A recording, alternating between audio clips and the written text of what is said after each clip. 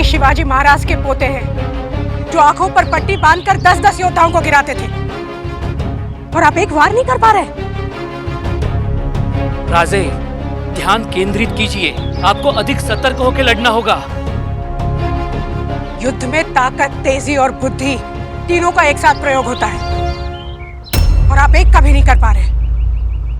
न भुजाओं में ताकत है, न पैरों में तेजी है, और न वार करने की होशियारी है। राजे, तलवार सही से पकड़िए। अगर आपकी पकड़ कमजोर पड़ गई तो शत्रु आप पर हावी हो सकता है। चलिए। राजे, राजे, आप इस तरह से छोड़ नहीं सकते।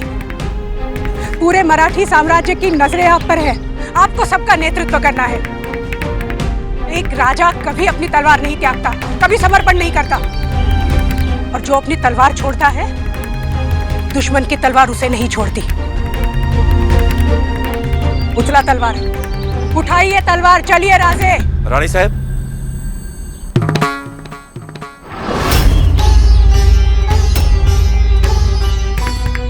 अभ्यास के बीच में आने के लिए क्षमा चाहते हैं। गुड़ी पाड़वा के निमंत्रण भेजने के लिए सरदारों की सूची लाएं।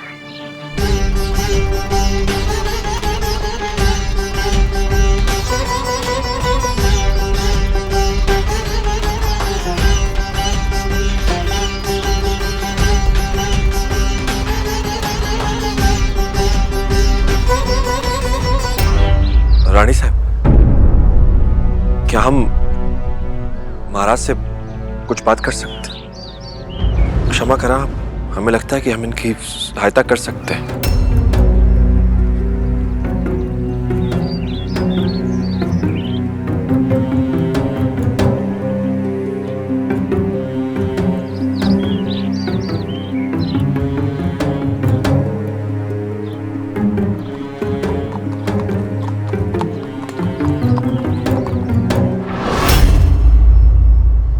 खुदा कसम, आज से पहले इतनी बेइज्जती कभी नहीं हुई थी। कमबख्श की बीवी तिल से लेकर ताज तक हर चीज मुझसे पूछ कर लेती थी, पर कल की दावत में उसने मेरा सलाम तक कबूल नहीं किया। जैसे मैं बादशाह सलामत के सबसे खास वजीर की नहीं, किसी चौकीदार की बेगम हूँ। जब सियासत तराशती है तो पत्थर भी हीरा बन जाता है। बहुत खूब, शुक्रिया हुजूर। आप मेरी बात सुन भी रहे कि मकड़ी को देखे जा रहे हैं? आप मेरे शौहर है कि इस मकड़ी के?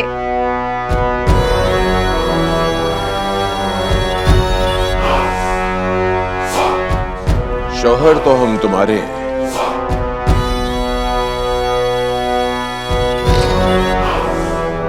पर शागिर्द इस मकड़ी के। ये जाल बुनना हमने इस मकड़ी से ही सीखा है।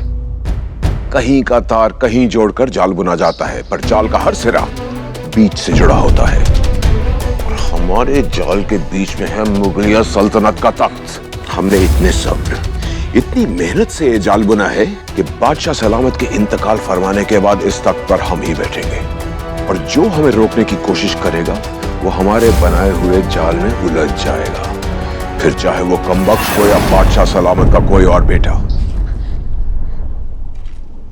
उस कमबख्त बालाजी नाम की आंधी ने हमारे जाल को हिला तो दिया, पर तोड़ नहीं पाया। इस बार उस मराठी कीड़े को भी इस जाल में फंसा कर मारेंगे इंशाअल्लाह। बहुत जल्द से फिर मुलाकात होगी।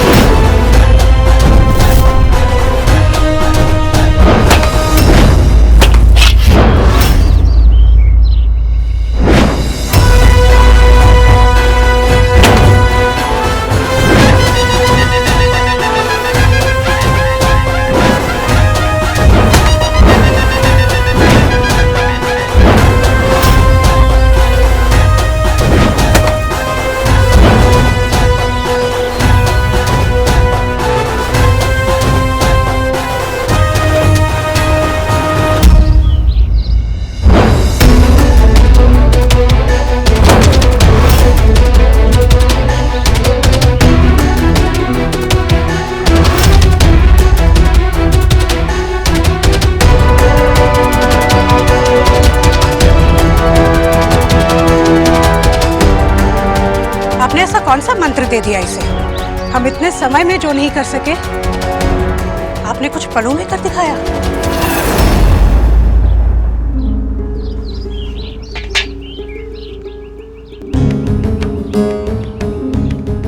यदि आप चाहें तो हम आपको एक विजय मंत्र दे सकते हैं।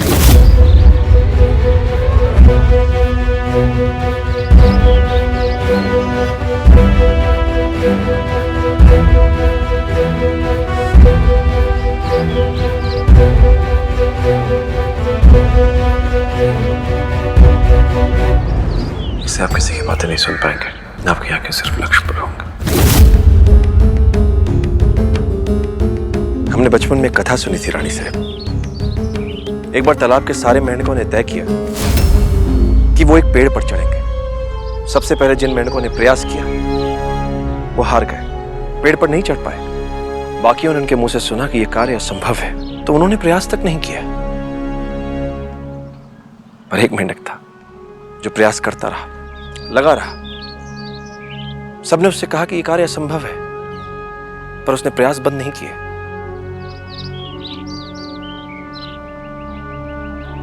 और अंत में वही मेंढक पेड़ पर चढ़ गया, सफल हो गया। वो मेंढक बहरा था, इसलिए उसने सुना ही नहीं कि यह कार्य असंभव है। रानी साहब, शब्द तीर से गहरे चुभते हैं। रानी महाराज तीर पर तीर खाए जा रहे थे, तो हारे जा रहे थे। हमने इन्हें कवच पहना दिया, यानी ये सफल हो गए। ठीक है, आप गुड़ी पाड़वा के आयोजन की व्यवस्था कर रहे हैं। आज से आप राजे को भी तैयार करेंगे। पर तारा रानी साहेब, बालाजी भट्ट क्यों? हमारे साम्राज्य में इनसे अच्छे शिक्षक है, वो राजे को तैयार कर सकते हैं। इस वक्त हमें शिक्षक की नहीं, चमत्कार की जरूरत है पंत प्रतिनिधि जी।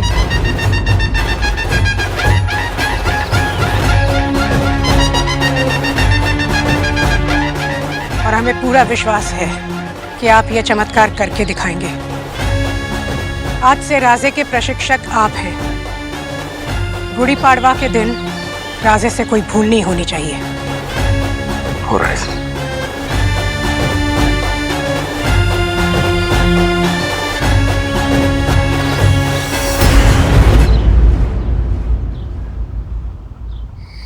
छत्रपति शिवाजी महाराज और उनकी सेना छापामार युद्ध में निपुण थे और बिल्कुल विशेष की तरह पता नहीं कब कहां से धावा बोल देते थे, किसी को पता ही नहीं चलता था।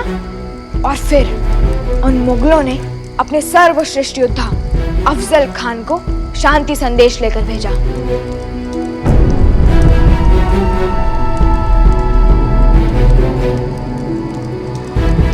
तो अफजल खान आया तो शांति दूत बनकर था, पर छत्रपति शिवाजी महाराज को उसकी नीयत पर संदेह था। म्हणून शिवाजी महाराज ने एक विशेष हथियार बनाया, वाघनख,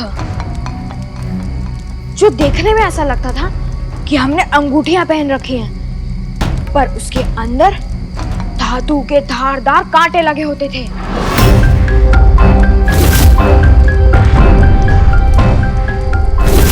और शिवाजी महाराज का संदेह सच निकला,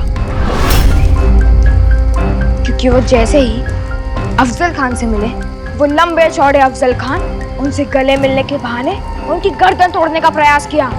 और तभी शिवाजी महाराज ने उसके पेट पर वाघनख से प्रहार किया।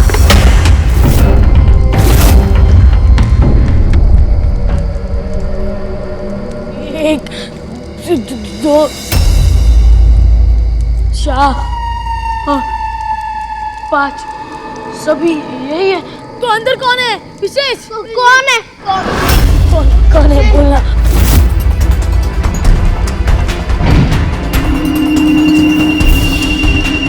वहाँ पर कोई है।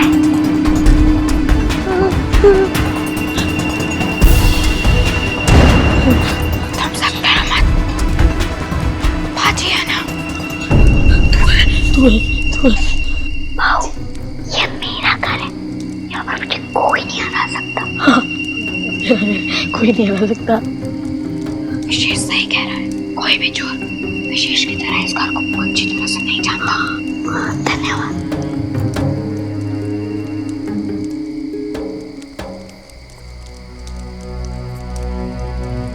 जब तूने हम सबको कमरे में बंद किया था तो स्वयं उस कमरे से बाहर कैसे निकला था? उस कमरे में एक छोटा सा द्वार है जिसे मैं गुप्त द्वार कहता हूँ। उसमें से सिर्फ छोटे बच्चे ही जा सकते हैं। अक्सर बाबा की पिटाई से बचने के लिए मैं वहाँ से भाग जाता हूँ। तो हम भी वहीं से हमला बोलेंगे और इन लुटेरों को घर से भगा देंगे। बादशाह सलामत। ये सभी मराठी हमारे वफादार हैं और ये तीनों ऐसी खूबसूरत बेटियों के बाप हैं जो शाहू जी की बेगम बनने लायक हैं। जनाब, मेरे लिए बड़े गर्व की बात होगी यदि मेरी बेटी का विवाह शाहू जी से हो जाए। मेरी बेटी सुंदर है, सुशील है, सयानी है, शाहू जी की हर जरूरत को पूरा करेगी और कभी भी शिकायत का मौका नहीं देगी। क्या बात है, बहुत खूब। ये तो वाकई हमारे सच्चे वफादार हैं। वफादार ही नहीं, ये समझदार है। आपकी बात सुनकर हमारा दिल बाग बाग हो गया। आइए, आलमगीर औरंगजेब आपको इस बात पर अपनी अंगूठी चूमने का मौका अता फरमाता है।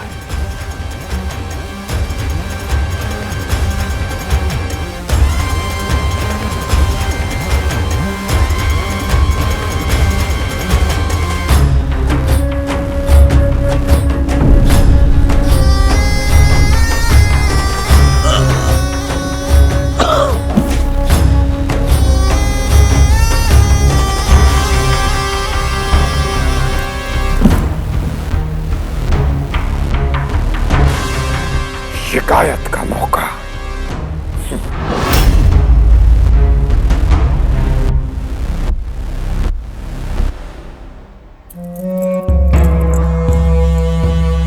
उम्मीद है कि आप लोग समझ गए होंगे कि हम क्या चाहते हैं। हम शाहू जी के लिए दुल्हन नहीं, लगाम ढूंढ रहे हैं। ऐसी लगाम जो शाहू जी के दिलो दिमाग पर पूरी तरह काबू पा सके, जिसके बाद वो सिर्फ उसकी मर्जी से, यानी कि हमारे हुक्म से चले।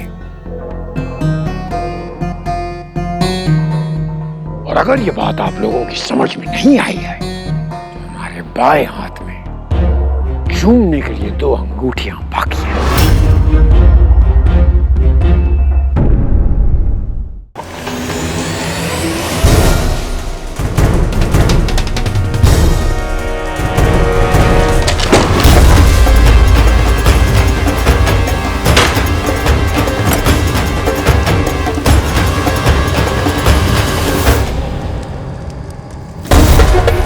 यहाँ तो कुछ मिल ही नहीं रहा।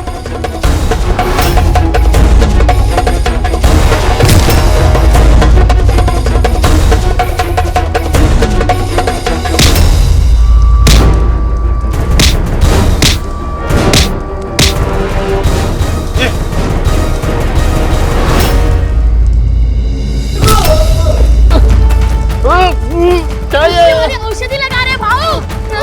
क्यों लगा रहे हो? छोड़ो छोड़ो।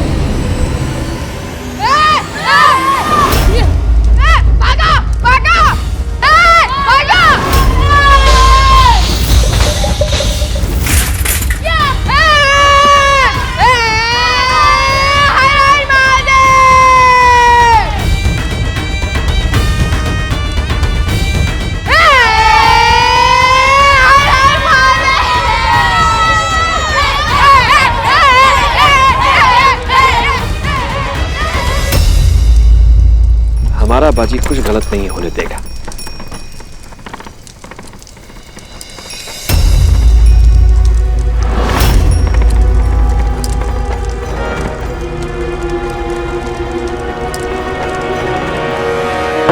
तुम्हें मेरी आई से मिलना चाहिए था, वो एकदम जीजा माता जैसी लगती हैं।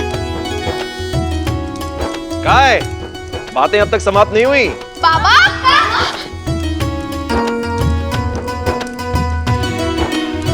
प्रणाम।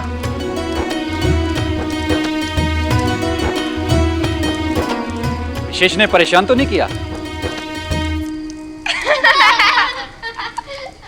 क्या हुआ? अजी बात नहीं। और तुम लोगों ने विशेष का ध्यान रखा कि नहीं? मुझे बाजू भाव और इन सब के साथ बहुत ही आनंद है। इन सब ने मेरा ध्यान भी रखा।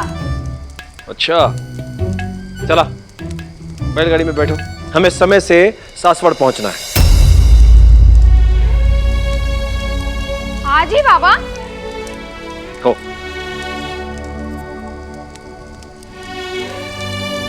प्रणाम बाजी भाव, जल्दी मिलेंगे।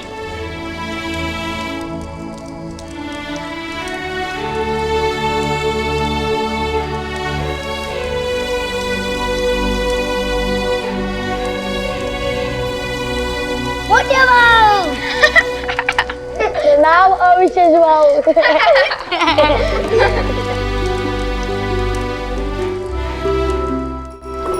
सच बताओ बाजी, विशेष के साथ तुम्हारा अनुभव कैसा रहा? वो बाबा हम जानते हैं कि विशेष बहुत शैतान है। बाबा आपको पता है उसे संभालना बहुत ही कठिन था। हाँ। पहले तो हमारे समझ में ही नहीं आ रहा था कि हम उसे कैसे पकड़े। हम जैसे उसे पकड़ने जाते थे वो हमसे दूर भाग जाता था। लेकिन फिर हमने अपनी रणनीति बदली और उसे उसी की खेल में पराजित कर दिया और फिर हम दोनों मित्र बन गए और हम सबने मिलकर उन मुगल चोरों को भगा दिया। वो चोर नहीं थे बाजी, हमारे ही आदमी थे। थमा थमा थमा, रुको रुको, थम थम थम। बाबा अभी भी आपने क्या कहा? यही कि वो चोर नहीं थे, हमारे आदमी थे।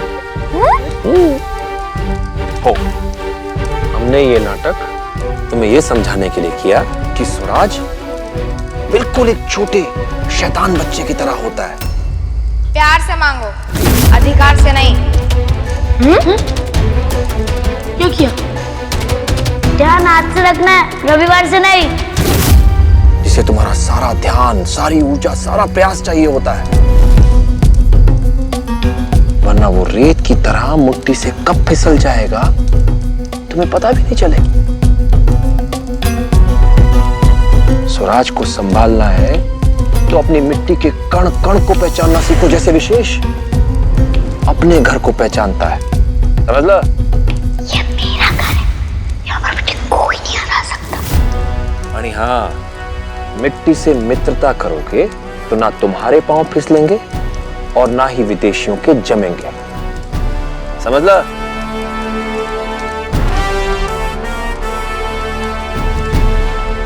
आणि लक्षात ठेव बाजी, स्वराज की भावना तब पैदा होगी जब तुम ये सोचना बंद करोगे कि देश ने तुम्हारे लिए क्या किया, और ये सोचना आरंभ करोगे कि तुमने देश के लिए क्या किया।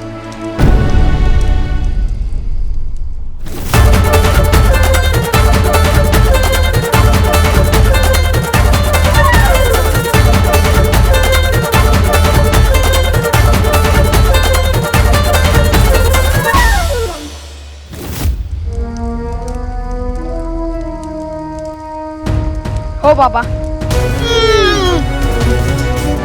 इस यात्रा ने मुझे मेरे लक्ष्य तक जाने के लिए एक दिशा दी है, और अब मैं स्वराज्य के लिए अपने राज को पूरी तरह से जानने की कोशिश करूंगा।